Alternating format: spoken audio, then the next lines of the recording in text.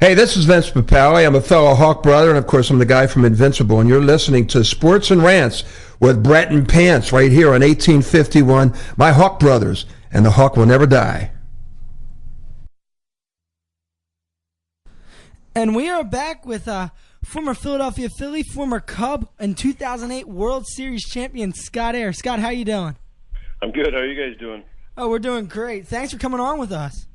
Thank you. My pleasure. Thanks for asking me. It's kind of funny. I heard through the guy that I coach with, he's like, "Hey, I got an email through our beach dogs thing." I'm like, "You got a what?" He said, "Yeah, I got a request for you through beach dogs." I was like, "Oh, that's pretty cool." Yeah. I interned over at WIP, and I heard you call in, and we wanted to have you on. Okay. Yeah, Yeah, I've been on with them. They're funny. Yeah, so we've... Let the listeners know. Is the Beach Dogs the training camp? It's a travel baseball. It starts about, I think Joel's youngest team is 9. I coach the 14-year-olds this year. I coached the 13-year-olds last fall and spring. It's a lot of fun. Do your kids play for it? Good parents. Huh? Do your kids play for them? My 13-year-old, well, he's 14 now. My 14-year-old does, yeah. My other one is 16. He's a sophomore. So then I coach high school baseball, actually, with Scott Sauerbeck, who is also a former left-handed reliever. Scotty played for like 10 or 11 years as well as I did. How you liking it? How's retirement life going, coaching?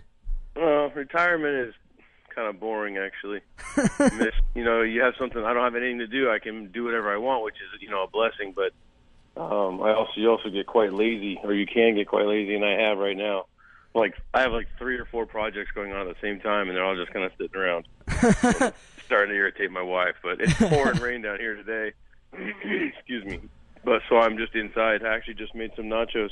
Oh, that sounds like a fun time.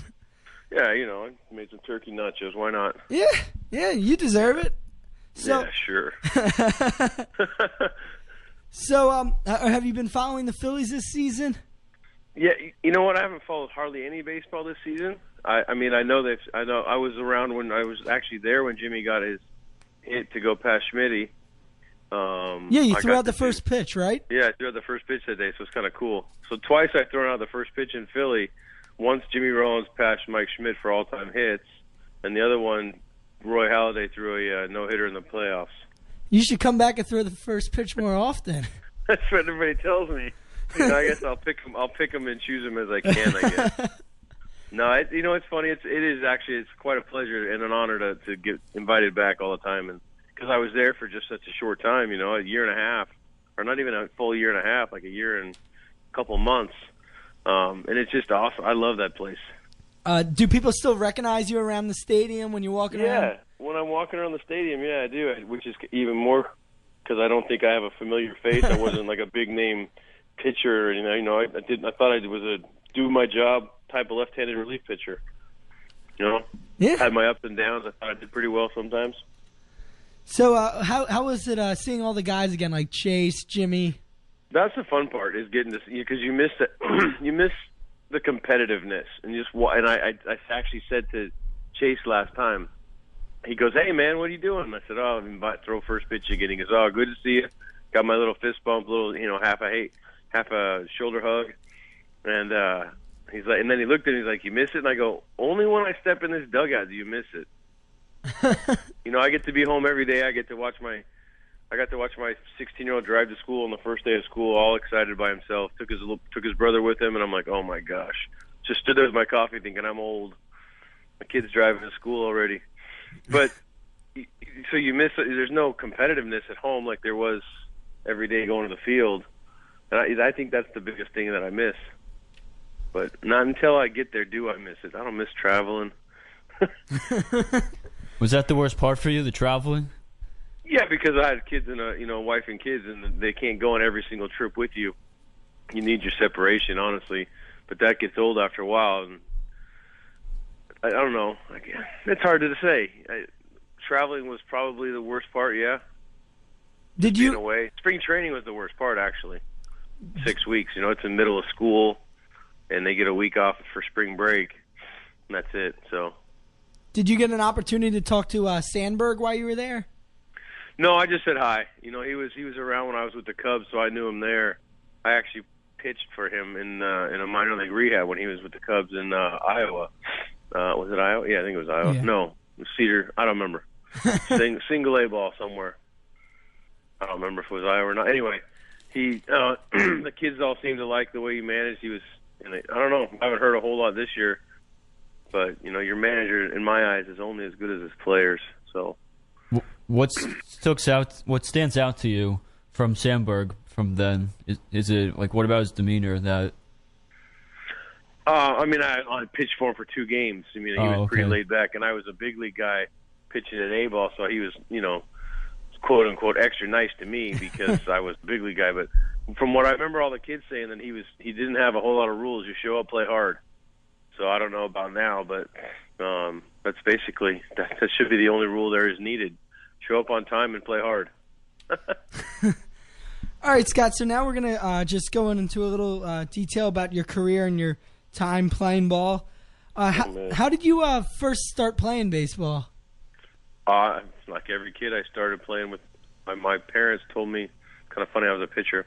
Told me before I could actually walk around the room, I could stand up against like the ottoman and swing a bat and hit balls off it. Somewhere, my mother has 8mm film of me hitting a ball and crawling to it because I didn't walk yet. So I've seen it once. I think I saw it when I was 15 or 16 years old. My grandma got it out, but it's probably in an attic somewhere in Utah. But, I mean, I started playing. My dad loved baseball. My mom loved baseball. I grew up a Dodger fan, listening to Vince Scully, in the radio or in the car with my dad, and God, watch games, back then, and just I don't know. I guess I just grew up with a love and a passion for the game. I was pretty drawn to it. Now, you had the unique job of being the left-handed specialist out of the bullpen, things like that. Who got you in the bullpen? Who made you into a relief pitcher? And was that someone, did they tell you that that's the way you were going to get to the big leagues? I kind of made myself a relief pitcher. I struggled as a starting pitcher, and I got sent back with the White Sox. I struggled as a starting pitcher. I had my moments, 5-6 inning stints, and that was it. So maybe 7 innings was my high.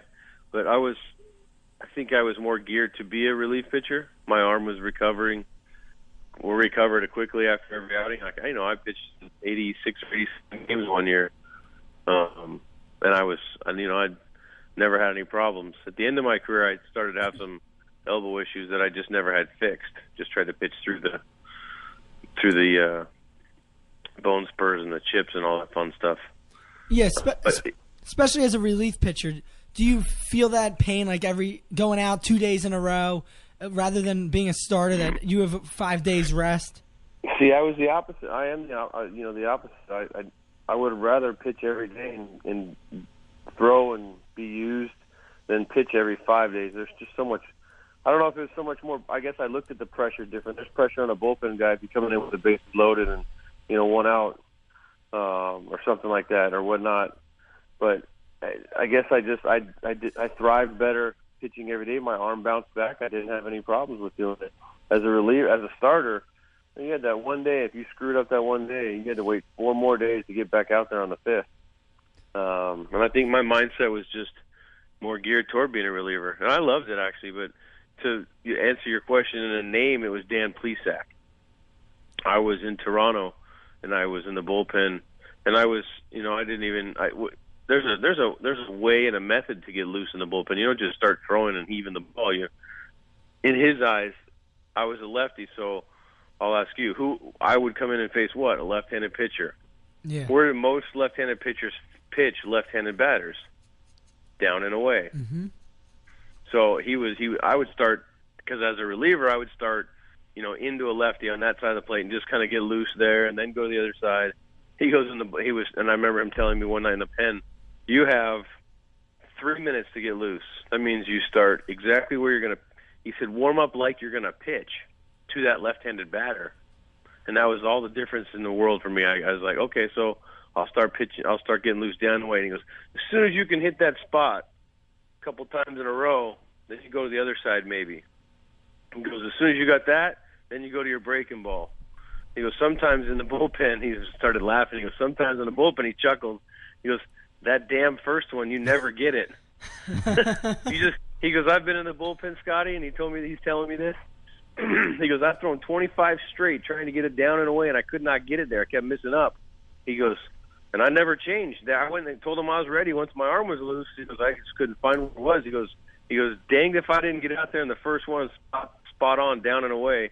And, when he was a closer with the Brewers, he threw close to 100 miles an hour. 6'5". I had him toward the end of his career. God, he was 41 or 42, right before he came to Philly, actually. Yeah. And he was still throwing 91 to 93 in the bullpen. I was like, this is amazing. This guy's awesome. But he taught me quite a bit about bullpen, arm strengthening, playing long toss, things like that. Things I knew, but necessarily didn't put 100% effort into because I didn't truly believe that it would work. And then, I started listening to him. Right after that is when my career, whatever you want to call it, took off. Yeah, going more in depth into being a left-handed specialist. Yeah. Before the game, or maybe even before the series, do you focus in on certain batters that you'll probably go in the game and face? How's the preparation like? We have a team first day of the series. Say the Mets are coming into town, right? And first game of the series, the relievers all usually leave because we're at home, so we have extra time. We leave batting practice before it's over and kind of sneak out. We go have a meeting about each individual hitter. They'll go over Duda, and they'll go over Jimmy, Jose Reyes. He's not there anymore, but when he was there, I was there. So my focus was Reyes because he wasn't as good right-handed, so they would switch him around. I got Ike Davis, whoever else. But you have to pay attention to the right-handers as well. But yeah, we had our own little meeting, relief pitchers with the catchers. Chooch was in there, Coasty was in there, and then you get Doobie in there before, and we would sit and talk about it. And after a while, some of the guys like Madsen would kind of take a nap because he was facing the same hitters over and over again. So it's not really taking that, but we would kind of lay back and relax and kind of sometimes zone out. We went in through St. Louis, and I knew every one of their hitters from for the Cubs the previous 3 years. And I kind of laid my head back and just zoned out for about 20 minutes while everybody was talking. But yeah, we have a big meeting about it, and it's kind of fun. We enjoy. It's our bullpen's a little special, anyways. So we have our own little quirks and things during the meetings. As a guy, you weren't a guy that was a fireballer. You weren't that type of pitcher, but how do you take your technique and use it as a lefty rather than being a guy that overpowers hitters?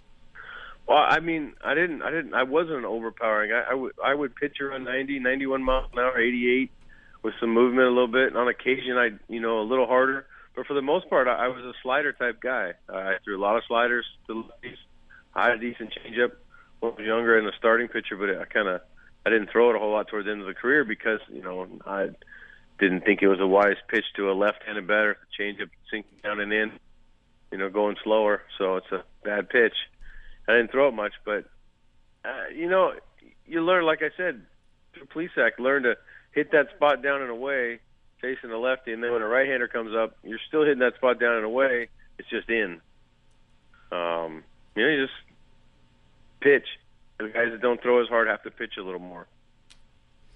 Now, before we get into the details with your career with the Phillies, we thought we'd bring this up because of the consecutive innings pitched and consecutive batters set down was just set yesterday.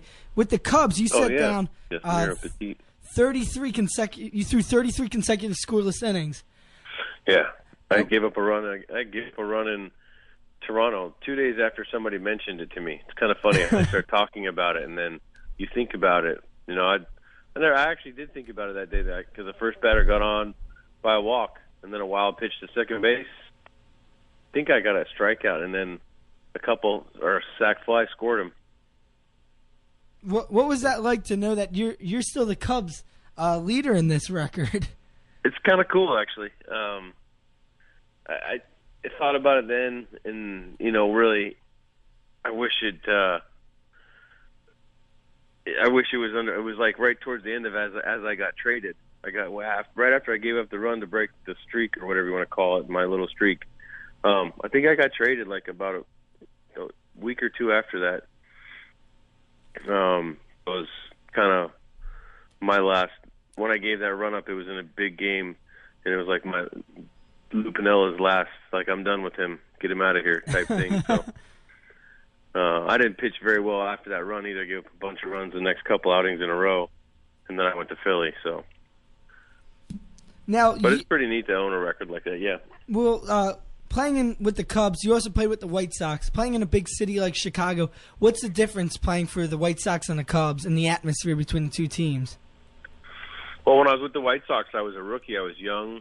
I didn't actually think I understood how things that were going on around me. Then later on, when I was with the Cubs, it was a lot different. I was a veteran, signed there as a free agent, got a 3-year guaranteed deal, the fun stuff. I enjoyed both sides actually. So when they play each other, I don't think I could root for one or the other. But if they're both playing, I'd root for. I had happy times in both places, bad times in both places. But it is a different crowd. The White Sox crowd is a little more. I don't want to say, can't even say actually without being rude. They're a little more violent. Seems like the Cub fans are just more yell at you, let you know how they feel about you. The Sox fans are a little more, throwing stuff on the field, violent type thing like that. But they're both good, passionate fans. They love their team. You don't find any like a Boston Red Sox or Yankees. I don't think you have anyone that roots for both teams in the city of Chicago. You know what I'm saying? Yeah. So it's one or the other there. Now, looking at throughout your career, you've played for some very impressive managers with Lou Piniella, Dusty Baker, Charlie Manuel, Jerry Manuel. You played with a lot of great managers. Is there a specific managing style you liked during your career? Was there any guy you liked the most out of these guys? Well, Charlie and Felipe were where I pitched my best, and with Dusty, and they're all pretty laid back, just let you go ahead and do your job type of managers. The other ones, Piniella's more in your face, and I was honestly sometimes nervous just standing around the guy. you just get that feeling from him, and that's not the type of person I am. I'm pretty easygoing, laid back, and so if I looked at my career and I'd say, man, when I was with someone like that, I pitched very well when I was relaxed and comfortable around your head jefe. But Charlie was one of my favorite, but Felipe was probably my favorite because we just had a bond, I guess you could say. We talked fishing on the plains all the time. He's a big fisherman, and he'd tell me stories about catching fish growing up and things like that. It was kind of fun. So I enjoyed that tremendously. So I guess I would say, and that's how I coach now. I coach our team, and I'm very laid back, just chill. I don't scream and yell at the kids. So they know when they made an error, they made a mistake. I don't need to be yelling at them, and I guess that's how I enjoyed it. So there you go. Now, is that a type of managing style that most players like, or do people actually like the Lou Piniella style in your face? Oh, I know guys that love Lou Piniella. I mean, I think he's a great manager. I'm not going to say anything bad about his managerial skills. We didn't mesh as, same characteristics or same personalities. We're opposites. But I know a lot of guys that enjoy that in your face, and then you could probably rattle off some names, and you could tell which ones like it. I don't think Chase really cares who manages him. Yeah. All these plays every day. He's that type of guy, Just I think everybody's different. I enjoyed the guy that would laugh at a stupid play on the field and not throw stuff. Yeah. All right, so now getting into the details with your career at the Phillies. In 2008, you were traded to Philadelphia. What was that like, having to move from Chicago to Philly?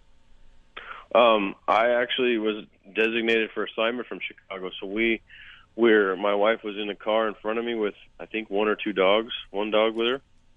And I was driving the RV, and we were on our way back to Florida. We were driving in Valdosta, Georgia, and it was so hot. And my phone started ringing up the hook. It was, Frank Kopenbarger with the traveling secretary. And I'm like, okay, Phillies, okay. I had to call my agent, or my agent called first, blah, blah. But So I drove all the way to Florida from Chicago that day and that night. Got home, packed a bag, and was on a plane to Philly the next morning at like 8 o'clock or 7 o'clock in the morning. So it's all a whirlwind. You get there, and you're trying to remember everybody's name that you meet, from the media to the PR guys to your teammates, for that matter. And it's a little stressful situation. Excuse me. I don't think I was as stressed because I had been struggling in Chicago at the time, and my first thought was, and actually what either my wife or my son, somebody said it to me, well, obviously they want you, so you should go there with your head up, or something to that effect. So I left one situation that wasn't helping me out to one that I knew I was needed in, and it was just much easier to relax and pitch. Plus, man, I sat in the office, dude, across from Charlie, right? And they wanted me to go on the disabled list when I first got there because I hadn't pitched in like 8 days. And I said, I don't really want to go on the disabled list. I just want to pitch. And Charlie looked at me and goes, well, hell, all right, we'll get you in there. And he had his accent going right then. And it was just, and again, like at that moment, I felt much more relaxed. And when I felt, honestly, they say it's always different on the other side of the, greener on the other side or whatever. And it wasn't necessarily that in Philly. It was comfortable. Yeah. Back to being a comfortable pitcher. And so. When you got traded to the Phillies, did you expect your role to stay the same, or did it change at all? Well, it was a little less because of JC. JC was the eighth inning lefty, basically the eighth inning guy, until Madsen took over the last month and a half, when I was there. But so I was sixth, seventh, or I was the lefty after JC sometimes, and I was like, wow, okay, that's a little pressure. But the way Charlie did it, he basically went with who he thought in his gut, or his, whoever told him what stats could get guys out. And he didn't put us. I wasn't in a whole lot of super pressure situations in '08 that I thought they were super pressure, anyways. To me, they were just normal situations, just on a consistent basis. That was the change for me. Well, I have to cough. Oh, excuse me. It's all right. What was that run like for you as a guy that played in the playoffs before? You played in the World Series before with the Giants. What was the run like in '08 with the Phillies? How was it different? It was kind of cool. Obviously it was kind of cool. It's a vague statement, but it was awesome, to be truthful. I don't think I could imagine. It was different that year. '09 was different because I was there for the full year. '08 was, I kind of celebrated. I kind of enjoyed it, the first couple rounds of winning. But I felt like the outcast a little bit because I was there late and there, this and that. And then I don't remember who said the comment, but, my name came up and we wouldn't be here without this or that. And it just made me feel a lot closer to everybody right then. And that made it pretty special. What was it like, because you got into a couple World Series games in your career. What's it like pitching on the biggest stage in baseball? What's funny is I was warming up, I think it was game 2 in Anaheim in 2002 with the Giants, and Robbie Nen was sitting right next to me, or standing right next to me, and I was and I actually said, why am I warming up if he's up? Nen was our closer. Yeah. And he goes, hey, he may need you, so you never know. Be relaxed. He goes, and he looked at me and he kind of mumbled. He goes, it's still 60 feet 6 inches. It's not basketball. And he said it, but it's not basketball, or something like that. But he mumbled the Hoosiers line, and I was like, oh my gosh, that's so funny. So I was running into the game right after that. I went in the game right after that because I think Worrell gave up a hit, and I came in. I don't remember who I faced, but I kind of had a smile on my face, chuckling, because I'm like, he just said it's 60 feet 6 inches, still like 10 feet, or whatever it was he mumbled. And I was chuckling on the way in because I remember getting the mound, and Baker's like, what are you laughing at? I go, I'm just excited to be here, or something. I don't remember what I said. Could have been something like that, but that was one of those situations. So I don't even, you don't realize how big a stage it is when you're pitching or when you're there as you are when you're sitting at home watching, going, man, all these people are watching. Look at that stadium. I don't think I even realized the whole stadium was watching me at that time. I think it helps you focus right there even more because of the situation. in '08 when you were pitching in the World Series, did you have a different feeling with the team? Did you think that you guys were going to get over the hump and actually win it? No, I don't know if anyone ever thought that until it actually happened. Even up 3 games, 3-1. I don't think anyone actually thought, man, okay, so I remember thinking, God, if we don't win this game, because we were talking about it in the bullpen, man, if we don't win this game, we got to go back to Tampa. So at that moment, I think, yeah. Sorry, my dog just. Would you repeat the question now? My dog was just running, and I kind of just off on her. About the World Series and how if it was a different atmosphere, if you guys thought you were going to win it. Oh. No, I don't know if anyone ever thought we were going to win it, like I said, until we actually did. I mean, when you get to the first round, you're thinking, because I'd been in the playoffs before, and, you lose 2 quick games in the first round, and all of a sudden it's over. We played, who did we play that year? Was it Milwaukee first? Yeah, Milwaukee. Yeah, Milwaukee first. And you remember thinking, CC Sabathia, all this and that, and then we beat him, and then after that I thought, okay, we could win this, and then we, had to go play LA, and growing up a Dodger fan, I knew how tough LA could be in the playoffs with the fans and this and that, but I actually remember thinking, oh, I've been through Philly fans for 2 months. I'm fine. Well, can you just take us through what it felt like to run from the bullpen when you guys won it all? Have you ever had the dream where you're running in sand and you can't go anywhere? Yeah. That's like the Condrey and I both said the same thing. We're like, man, I was trying to run as fast as I could. I just wasn't going anywhere. Yeah, that's exactly what we were thinking. I mean, it's a feeling. I don't even know if I could run there right now, run that fast right now, or I could probably run that fast as I was then. Kind of running. You think you're running fast, and I think we were all just kind of jogging in, trying to like, are you? Someone. I remember someone yelling, "Is this really happening?" Can I just say you have very impressive numbers in the postseason: 13 in a 2/3 innings pitch and a 1.3 ERA. What do you think led to that success in the playoffs? Limited appearances. No, you know what? Like I said earlier about being put in situations to succeed. Charlie put a lot of us in situations to succeed. I came in my few appearances with I think I faced Ewa Moore twice actually, and that was the only 2 batters I faced the entire series.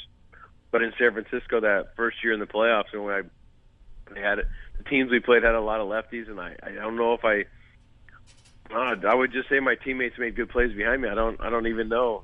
Maybe I was just hot in the postseason. All right, so as we're wrapping up the interview with you, we got a couple more questions as we're finishing up here. What was it like to go down Broad Street in the parade? I don't know if my phone could hold any more pictures. It was literally every corner that you turned and looked at, or building you looked at. I don't understand how that many people. Where they all parked. But if you look at pictures, and it's the coolest thing I've ever seen, to do with anything fan based. I mean, we drove around through the whole stadium where the Eagles play was full. Was it Financial? Lincoln Financial. The whole freaking thing was full of people. Our stadium was full of people, and the whole road, our parking lot. I mean, I don't. Like I said, I don't want to know where all those people parked. But I got pictures of people sitting up on top of the light, like the parking lights in the parking lot. Like, how do you even get on top of that thing? First of all. But it was. I mean, as you can tell, it's a loss of words trying to describe just the sheer amount of people that were there, and my face hurt by the end of it from smiling so much. I mean, it couldn't stop smiling because just everyone cheering and stuff. But yeah. Cheekbones were sore for a day. As Phillies fans, we want to know, what was the difference between the 08 and the 09 team? Was the Yankees team just better, or was it just everything didn't just meld that year in the World Series? I mean, I'd have to say that, not to disrespect the Rays or anything, but I think the Yankees were a more veteran team. And, yeah. My personal opinion, the biggest key in that whole series was just to me was the 2 things. The whole Pedro and Matsui matchup. Yeah. And AJ Burnett. Yeah. You know, he just, dominated, and it was a game 2, and I don't think anybody saw that coming at all. I don't, except AJ maybe, but if you remember right, they had 3 starting pitchers, Yeah. And one of them was him, and he'd faltered in big situations and struggled. He's like a 500 pitcher most of his career. Yeah, but he had like the going most into electric, it, that's what they were saying.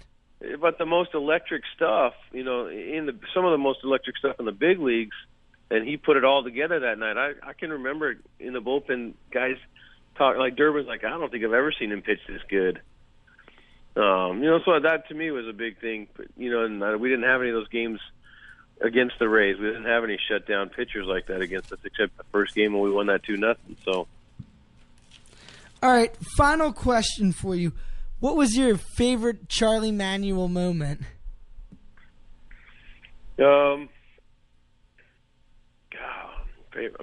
I'm probably just hugging him, or probably when he got on the mount or on the podium at the parade, after the parade and all that, and announced that we were world champions. I can hear him say it over and over all the time. Kind of cool. All right, Scott, we thank you for coming on with us. We appreciated your time. It was a great interview. Thank you very much.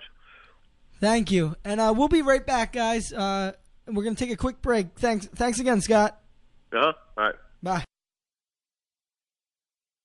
This concludes our podcast of Sports and Rants with Brent and Pants. Thank you for listening. Please follow us on Twitter at Sports and Rants. Like us on Facebook. Remember to subscribe to us on iTunes.